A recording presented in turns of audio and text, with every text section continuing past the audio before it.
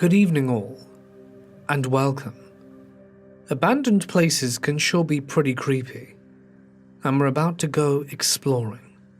So get comfortable, grab your flashlights, and let the darkness take control.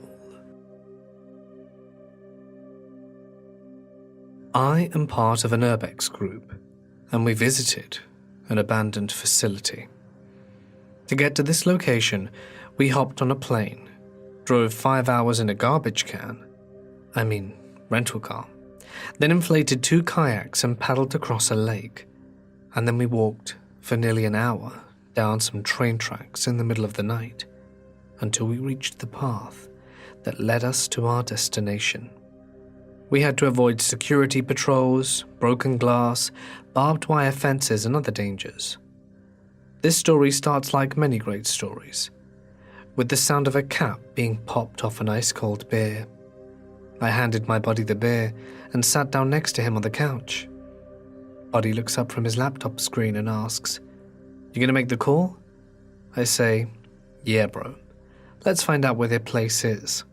I click the button to invite our contact to the video call, and our contact appears on screen and greets us.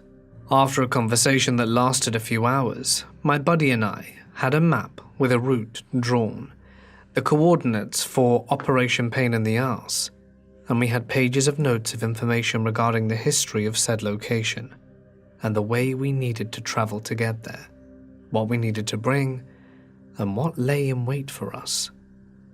We had to wait 3 months as we planned and prepared our adventure. I'd like to mention a few highlights though. The first notable thing is that Buddy rented us a car. It ended up being a compact hatchback, and to his surprise, it was stick, not automatic. After grinding first gear into the dust and stalling the engine a dozen times, I opted to take over the role of driver. He was pissed when he found out that I had no problem at all, and I just wanted to watch him get embarrassed. I also proceeded to get our death machine stuck in some mud near the lake.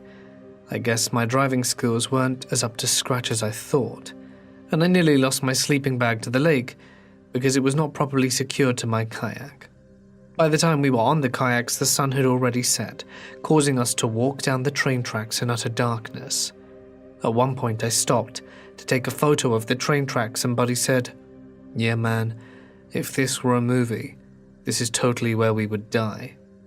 To make it even scarier, we had to hide in some bushes next to the path that led to the facility because a security patrol car drove right by us but fortunately did not spot us.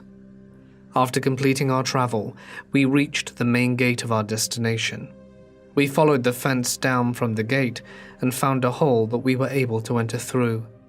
We were inside and we could hardly contain our excitement. Had it been daytime, we would have taken the drone out and used it to further map out the area and to explore. The facility was very large and had multiple floors. We were discussing where we could hide the deflated kayaks to provide us with more mobility when we saw a pair of flashlights heading in our direction. We moved fast and low and made it to the nearest wall and followed the wall in the opposite direction of the flashlights and found a point of entry. One floor above us had a broken window leading inside. The ladder leading up was blocked off, but we managed to climb it. I gave my buddy a boost so that he could take hold of the top plate of the barrier. He was able to pull himself up while holding onto the rungs of the ladder. He helped me pull up, and we stashed the kayaks on the roof. The ladder led us to a flat section of the roof, which to our knowledge was the roof of a small storage area attached to the facility. We worked our way to the window and passed our packs through and then climbed through. My buddy managed to cut his leg on a piece of glass, but after some tape and a bandage he was as good as new. The cut, fortunately, was very minor and did not impede our exploring abilities. So we began exploring the facility one floor at a time, starting at the basement. We found a lot of cool stuff like medical equipment, old calendars, uniforms, and even an old bottle of wine, which Buddy cleaned off and uncorked. We explored a couple of floors, being mindful of our flashlights near the windows to keep our presence hidden from security, and we were amazed by the place since there was almost no sign of graffiti. You can ask any urban explorer you know, and they will tell you that finding an abandoned place that hasn't gone through some form of vandalism or been marked by graffiti is an absolute rarity. A couple of times we got spooked by noises we heard and by stuff that we thought we saw. In these situations, though, the mind can play tricks on you. The one real good scare we had was when we were on the 5th floor. We were looking at a uniform we found in a room, and we were commenting on how amazing it was that it was in such good condition after sitting there for so long. Then out of nowhere, Buddy puts his hand over my mouth and makes the sign for me to be quiet. After a minute of silence, we could hear the doors opening and closing in the stairwell, and the voices of people in conversation. "Security," my buddy said. We looked at our surroundings and decided to take cover.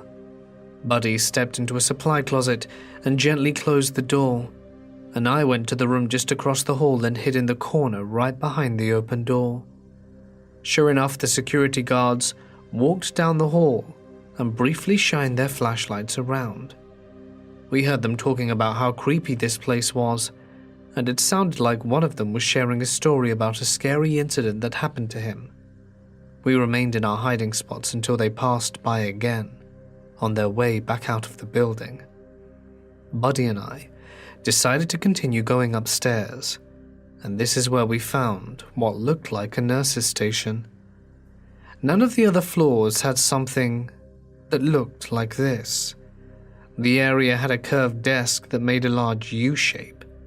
We hopped over the desk and found some old documents, some stationery, and some photos that we assumed were from the staff at that time. We thought it was cool and decided to try and get to the roof. After exploring the remaining upper floors and getting the crap scared out of us by one of those skeleton models that you can find in most healthcare facilities, we made it to the roof. I would at this point like to point out that we did not find another nurse's station with a desk like that on any of the upper floors. We made it to the roof and spent some time up there. And since there was no light pollution where we were, we took the opportunity to take some pictures of the stars and tried to find as many constellations as we could. We ate some snacks, drank more of that nasty wine on the roof, and after a while began to feel the effects of tiredness. It was that or the wine, so we decided to head back to the desk at the nurse's station to set up a sleeping bag and get a few hours sleep. We figured that we could be out of sight behind the desk while we took a small rest before making our journey back to the car, where we had the full intention of getting more sleep. We made our way down the stairwell to the nurse's station to set ourselves up for the night. Now, with security being present, Buddy and I each carried a wireless motion sensor in our packs that connected to our phones. We intended to set one down on the floor below us, and one on the floor below that. That way we would get alerts on our phone to warn us of approaching guards if we were in the middle of a nap. This would give us time to get up and hide before they made it onto our floor. We grab our sensors and pair them to our phones and start towards the stairwell to set them up for the night. Now at this point in the story, I want to remind everyone that the floor we were on was the only one that had a nurse's station with a desk like that for the entire building. We are 100% certain of this, because we had now explored the entire thing. And this is where it gets confusing and downright scary. We open the door to the stairwell and head down to the next floor, making casual conversation as we walk. I open the door for Buddy and let him through onto the floor where we would install the first sensor. As we walk, I am fidgeting with the settings on the app, so that if the alarm does get triggered, it won't make an audible noise on the sensor's end. While messaging with the app, Buddy lets out, Deacon? What the hell's that?" What Buddy actually said was more colourful and included a variety of curse words. That's when I look up from my phone. and inserted my own list of curses into the mix. We were looking at the same nurse's station and the same desk as we were on the floor above us. Thinking we must have missed it, I told Buddy we should go down another floor and set the sensor first. We made our way down the stairwell and opened the door. We stepped out and began to walk forward, and couldn't believe our eyes. The same desk and nurse's station were there again. Buddy looks over to me and says with a shaky voice, "There's no damn way we missed 2 of these. 1, sure, maybe, but 2, no. Let's go up 3 floors because I'm damn sure there is no station or desk up there." I told him to stop being a baby and that I would hold his hand upstairs. Buddy froze for a moment, and after a few quiet and tense moments we began to laugh and walk towards the stairwell. Well, 3 floors up, we made sure to count each one. We opened the door and stepped out, only to again encounter the nurse's station and the particular desk. "Nope. No, sir," said Buddy in a panic. "Let's get the hell out of here, bro." We stuffed our sensors back into our packs and made our way down the stairs to the 2nd floor when we climbed in through the window. We opened the floor and nearly defecated ourselves. There was a nurse's station and the desk again. We turned back to the stairwell and followed it down until there were no more stairs to go down. We opened the door to our absolute relief and saw a familiar passage that led to the basement storage area. We went up 1 floor, slowly cracked the door open, and navigated our way through the floor and found the main entrance that had been boarded up. Everything looked normal and unchanged since our first pass through this floor. That means we had to go up 1 more floor and find the room with the broken window. We went back to the stairwell and up 1 floor and made our way to the room, thankful that we did not see the nurse's station or desk again, and found the window and was so relieved to feel the cool air coming through the broken window. We climbed out and made our way to the ladder. I dropped down first and had Buddy pass me the kayaks that we stashed on the roof. We made our way out of the hole in the fence and back down the path towards the train tracks, being ever careful to not get spotted by the guards. When we made it to the train tracks, we were so amped up on adrenaline that we jogged down the train tracks until we felt like our legs were going to collapse, and then we walked the rest of the way to the lake. After inflating our kayaks and making our way to the car, we shoved all our gear inside, got in it, and locked the door. "What the hell was all that?" Buddy said. "How is that even possible?" I responded. We tried to rationalize our experience for over an hour before exhaustion took a hold of us.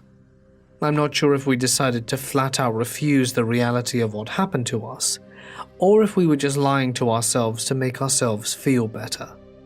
But we concluded that after drinking the old wine we found, we imagined being trapped in a loop on the same floor. Has this type of phenomenon ever happened to anyone else? What causes it? And what on earth can people do to get out of it? One thing is for sure. On our next exploration, we plan on bringing tape to mark the doors and hallways we've been through. That way we can follow the trail of tape out and keep our focus on something we can be certain about. Nothing is scarier than feeling like you're stuck in an endless loop, and no matter what you do, you wind up exactly where you began. It can easily make a person go insane. Back in college, my friends and I got into the habit of exploring abandoned buildings. We've seen some incredible places and have gotten some pretty cool souvenirs. I don't really condone taking stuff from some buildings, but if it's about to be torn down and contractors have taken everything out they deem to be worthy, then I'll gladly take that depression glass they left behind, but I digress. It's a small group of friends that goes exploring with me, and I love introducing new people to it. A friend of mine had asked me on several occasions if I could take him somewhere because he never went exploring before, and decided to take him to an old paper factory that didn't have much inside, but had an absolutely beautiful view of the city from the roof. It was also incredibly easy to get in and out of. We went with a few other people, but two of my friends decided to wait outside for us, since they had been to the building plenty of times and no longer found it interesting. Which isn't unusual. A lot of people use the building to smoke, drink or paint in, and we asked if there were many people inside. They said they thought it was mostly empty, but had heard someone banging around a few floors up, and that startled them. They said he sounded angry, and that perhaps we should avoid the roof. Since we weren't there to drink anything, the roof was our only real goal, and we decided we'd take our chances and head up. After all, it's a massive building, and we didn't think we would run into the guy. We walk up 10 flights of stairs and then climb the ladder to the roof. My friend is impressed, and the view is awesome. As we were about to head back down, my friend waiting on the street calls us. He said a man had passed out in the street, and two of them pulled him out of the way of traffic and called an ambulance for him.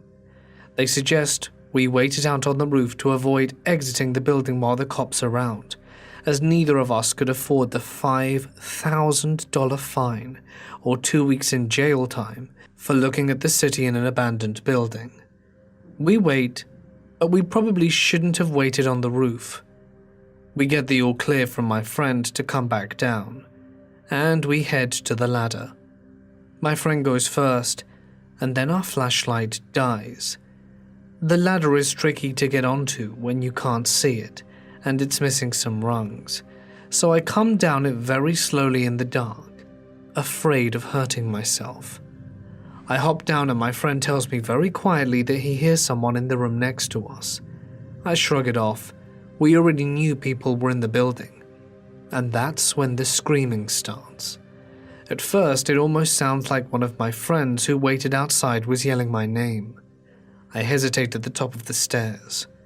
Just outside the door to the room, the screaming is coming from. Trying to decide if it's him, and if he's playing some sort of prank, the guy I came into the building with grabs my wrist and we start running down the stairs. At this point it's obvious it's not my friend, and it's just guttural, intense screaming. We start running down the stairs and then hear really loud bangs to go with the screams.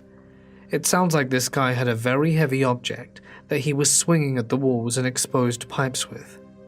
There's only one flight of stairs because every other way is down, and out of order freight elevators. So we are trapped in this stairwell, and it's 10 flights till we reach the ground floor, and have to book it in the opposite side of this factory and back out the hole we climbed through. Besides screaming and swinging that heavy object, we hear him barreling down the stairs behind us, but he is at least 1 floor behind. Whatever he is using to hit the walls and pipes with is clearly enough to do some damage to our skulls, because a bit of brick chipped off the wall and followed us down the steps. And that's when my friend grabbed my wrist again and throws me through the nearest door.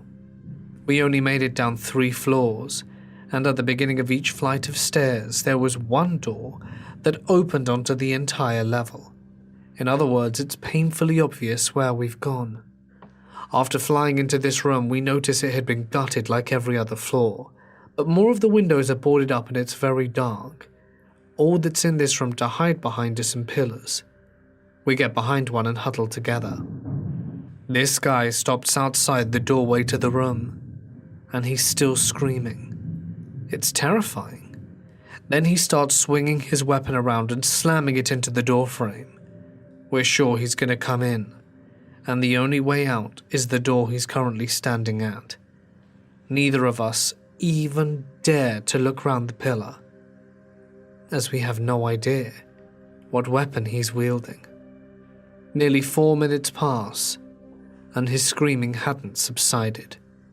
For whatever reason, he doesn't come into the room we're in, but starts running down the stairs. We can hear him hitting pipes and smacking the wall, and we just wait. We have 7 floors to go down, and we could pass him in any doorway on the way down. Eventually, the screamings and bangings stop, but we still think we should wait. That's when we hear something from a different corner of the room. There is just enough light from a window in the back that hasn't been boarded up, and we see a figure get up off the floor. This person had been in the room with us the entire 7 or 8 minutes, and who is in front of the only light source, so all we see is a totally black figure. They now begin shuffling towards us without making a sound. It is exactly like a zombie movie, and we run. We don't bother to find out what this person's deal is, and temporarily forget about the clearly dangerous first guy. For an asthmatic, I ran down those stairs and never paused to catch my breath, once. As we were reaching the bottom, the screaming started again, coming from the room next to us, but we didn't stop running. The hole in the wall that we climbed through to get into the building is yards away, and this man comes crashing out of the room behind us. We never look back, and climbed through the hole so fast I don't even remember doing it. Our 2 friends are waiting for us, and we throw ourselves into the car. They ask what happened, because apparently that man was so loud they could hear him screaming and breaking things from outside. They thought we were making all that noise, and were going to give it a few minutes before calling us to remind us that the police were still patrolling the area for drunk, underage college students, and we should probably shut up. We tell them what happened and decide to carry on with our plans for the night, because a beer was totally necessary after that. When I was about 12 to 14 years old, we moved to Cherry Point, North Carolina, because my dad was in the military. I loved exploring woods and finding every little hidden area. Well, after about a year of living there, I had just about learned where every beachfront, woodland area, and park was worth hanging out at. One day, my friend Jake and I were heading to a wooded area to just hang out, climb some trees, and just do regular teenage boy stuff. We decided to take a different route because we hadn't gone that way before, and like I said, I enjoyed exploring. I was and always have been very curious and adventurous when it comes to that sort of thing. Anyway, on our way to the woods we saw a big open field with one single building in the center of it. Now this area had many buildings, military complexes, and as such, but this building was different. It was all alone and clearly run down, so being bored teens we decided to park our bikes and walk through the fields to the one-story brick building. As we got closer, I noticed that the building seemed to be in such good shape, and I didn't know why someone would just abandon it like they did. The building was a rectangular shape, and a door at the end of each of the 4 corners. On either side of each door were huge glass windows about the same size as the door. We peered through the first window we came to, and we could see the trees in the background as we looked into one window and out the other, on the other side of the building. The building didn't give me any weird vibes until I looked side to side in the windows. That's when I noticed it was an empty hallway with so many closed doors. Even though it was bright out, it was just so dark in the halls, except from the light from the windows on either side. Me and my buddy started checking the doorknobs because that's what teenagers do. We checked the doorknobs and of course it was locked. We moved the second door and windows, where we then proceeded to check the door, and we confirmed it wasn't going to budge. We pressed both our hands and faces on the big windows on either side of the door, and that's when I saw it.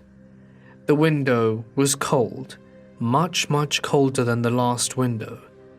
There was one last door at the very right back of the building, and at the end of the hall we could see movement from inside the room. I didn't understand why someone would be in here. There were no vehicles around it and no lights on the building. The movement was so fast and blurred that I half thought I was just seeing things, and didn't mention it to my friend.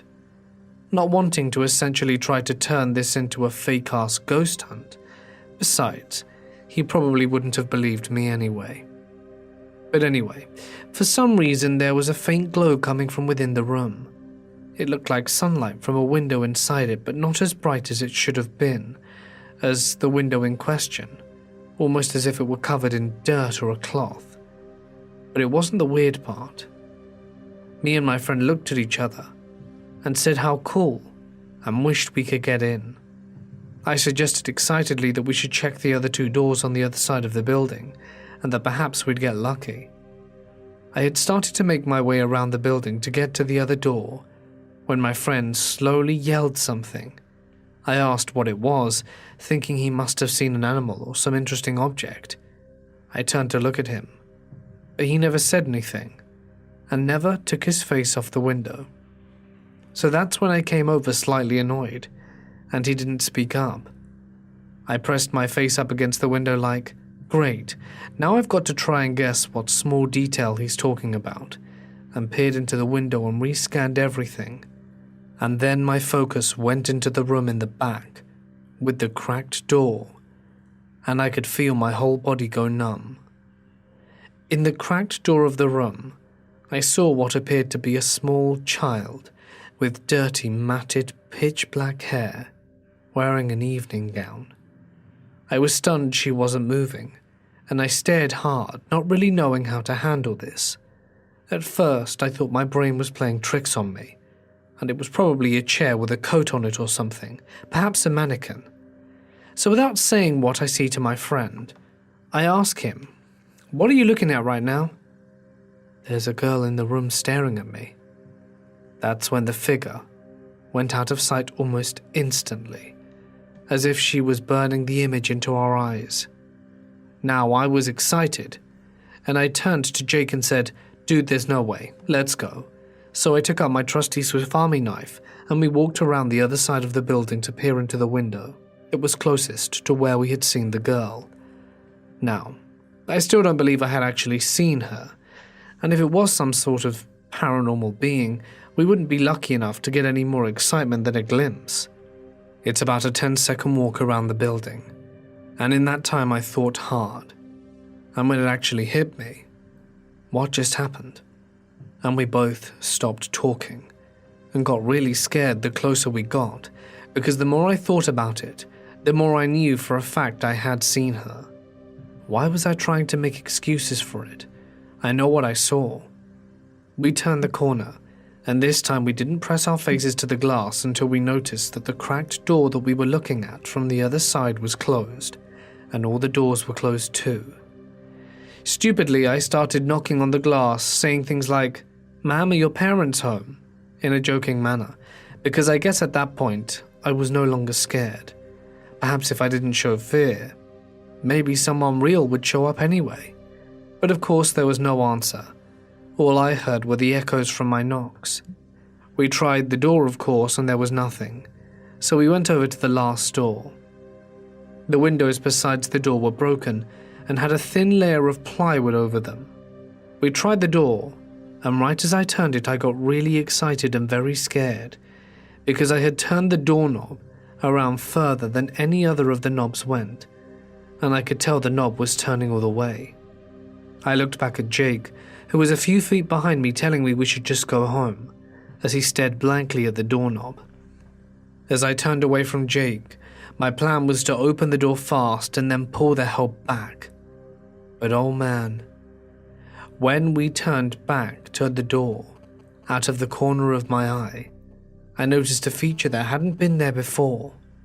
So I looked up out of the plywood on the right of the door where the window should have been, and on the top right corner there was a gap between the board and the building.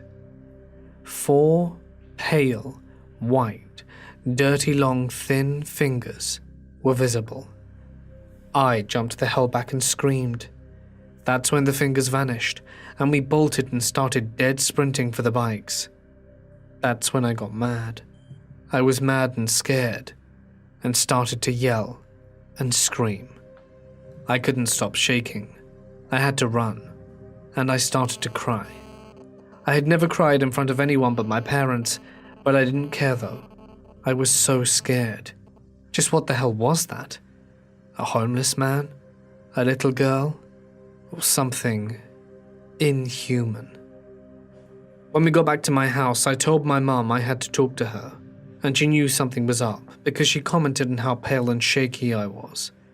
My friend went home to tell his mum, and I went with my mum into her room, started bawling my eyes out and telling her bits and pieces of the story, obviously leaving out the parts about checking the doorknobs and slightly taunting whatever the hell that was. After plenty of tears, snot, and praying, I went to play the Wii in the living room while my mother called the police. Now this is the interesting part. The police told her there was a house built there during the American Civil War. A family lived there, a husband, wife, and their 2 daughters of a young age. Their father had gone to fight for the Confederacy while leaving his family behind. Apparently there was a fire one night and the mother told the children to run to the ocean. Remember, we were on our way to the same beach when we passed the place. While the mother tried to save some personal belongings, she didn't escape the flames and was burnt alive. Her children reportedly drowned. I don't know what happened to the father. I'm assuming he was either killed in action or when he came back was met with the horror. I don't feel like there's more to the story. This is classic horror stuff, but I mean, who looks at a burnt-up building and says, okay, let's build on that? I never went back to the building, but I did go back to the beach area a few times, and I swear I went down there once on a sunny day all alone because none of my friends were free, and it was too nice to pass. As I lay on the beach, everything was perfect, so I relaxed, almost to the point of sleep, when I heard wild splashing and cracking water. It sounded like a shark had just swum up and grabbed a bird. I shot up and looked around, but the water was calm, barely any waves at all. I got so weirded out, and I just couldn't stop thinking about the building and the kids, that I packed up all my things and just went home. A couple of years ago, I met this guy at a party, who told my friends and I about an abandoned house that he used to explore and take a lot of pictures in. We asked him to take us there one night so that we could explore, and although he seemed a bit hesitant, he agreed, and we made plans. A few nights later, they picked me up, and this guy directs us to the house. Turns out, it's behind a field on a street that I've lived about 10 minutes from my whole life. On our way there, he quickly tells us the story behind it. Decades ago, probably in the early 1900s, the house was an orphanage run by a priest. The priest started acting weirdly, and someone decided to send an exorcist to check the place out. The exorcist sensed that the evil spirits were coming out of their well, so they sealed it and built a new one. Not long after that, the priest killed the children and then himself in the house, and it has since been abandoned. While this story definitely creeped me out a little, I was skeptical. I wasn't too sure that I believed in evil spirits or possession or anything of the sort. We finally get there after having a lot of trouble trying to find the mostly hidden gravel road, because the field was pretty overgrown. We drive down the road, and I'm feeling a little creeped out, especially once we get to the clearing and the house becomes visible. The property consisted of a house with a small shed on one side and a decent-sized barn on the other. The guy tells us that the shed and barn are pretty run down inside, so it wouldn't be safe to explore so much, and decided that we should stick to the house. As we walked into the woods and closer to the house, he gets visibly anxious and quieter. We make our way inside, and we get to the front room when he tells us his story. He and his friend had gone there the last time a few months ago, and were smoking in the exact spot that we were in, when he said he saw a shadowy figure coming out of the room to our right that was full of black mold. He claims the figure chased him and his friend out of the house and down the road until they had safely driven away. He tells us That's why he's so anxious, and understandably so. We still decide to explore further. As we make our way upstairs, I stop feeling so uneasy and start having fun exploring. It's definitely still creepy, but I haven't had any bad feelings or seen or heard anything strange so far. We get down to the basement, and the kid tells us this is where he feels the most uneasy. As soon as we enter one of the rooms, the darkest one, he suggests we turn off our flashlight and sit there to see if we see anything.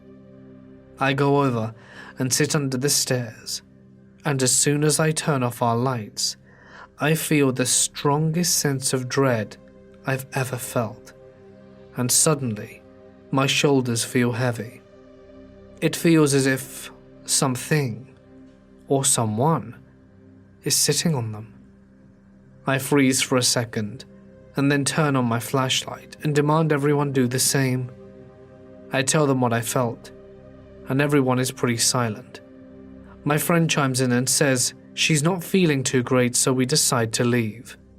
We get to the car, and the guy and I stand outside to smoke a cigarette, while the rest of the group waits in the car. We smoke in silence, and I'm looking back at the abandoned buildings when I notice a light that appears to be coming from the second floor window of the barn. Without noticing, I start walking towards it. It felt as if something was pulling me there. The guy sees me doing it, and then grabs me and pulls me back. He tells me he knows what I'm feeling and that he felt the same the first time he went, and he told me he felt the strongest of urges to go back there for days afterwards, and he did. He went back as often as he could, until the incident with the shadow figure. After we finished our cigarettes, we get into the car. We drive all the way back to my house in silence, and I couldn't sleep for the rest of the night, and for days after. I kept feeling the same way. I had the strongest urge to return, but I didn't. Every night for at least a week after, I felt I wasn't alone. Then I got sick. Sore throat, a cold, but a really bad one. I even lost my voice for a few days. Then my mental health began to decline. I was always angry and felt depressed. I had a history of mental health issues and hospitalization, but I had been doing really well for the past year or so. No more than 2 weeks after my trip to the house, things got really bad, and I checked myself into the hospital and stayed there for 2 weeks. Ever since then, whenever I pass the spot where I know the house is, I feel the slightest urge to just turn into the gravel road and return. Of course, I will never do that, and no, I will never go back there. Back in high school, a couple of my friends and I were bored one summer night and looking for something to do in my friend's neighborhood, other than the usual, which was get high. There was this abandoned house at the end of the main street. We'd heard all kinds of stories as to why it had been abandoned, from creepy to financial problems. So being a bunch of little rebels, we decided to break in through the boarded-up bathroom window in the back of the house. As soon as we crawled in, there was tons of broken glass all over the bathroom, from the window being shattered from previous vandals, and old newspapers from previous tenants, and personal belongings everywhere. There were 7 of us there, including myself, and 2 girls. Keep in mind we're all high, but not to the point where we're delusional. So we're all scattered through the house, rummaging around looking for anything of value. I was walking around, shifting through things that were left behind, trying to figure out why it looked like some of the previous owners just left everything. As I was walking back towards one of the rooms, I took a glance towards the kitchen and saw 2 of my friends at the dining room table. One was a girl, with their flashlight inspecting what was on it. I was in the process of turning back around to head into the room, when I saw what I thought at the time was one of the girls just standing at the kitchen sink, perfectly still staring at it.